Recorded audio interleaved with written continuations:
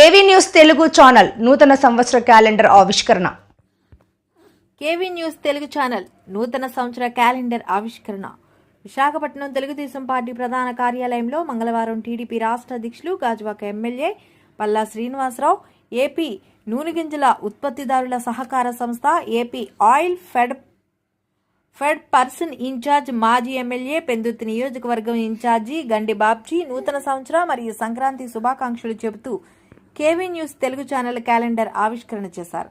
Channel యాజమాన్యానికి, రిపోర్టర్స్కి శుభాకాంక్షలు తెలిపారు. ఈ కార్యక్రమంలో పల్లా శ్రీనివాసరావు, గండి బాబ్జీ, మాజీ MPTC Chiriki Avataram, KV News Telugu channel CEO K Arjunrao, Maddi Chanti, Karaka Narasingarao, MG Reddy, reporters తదితరులు పాల్గొన్నారు.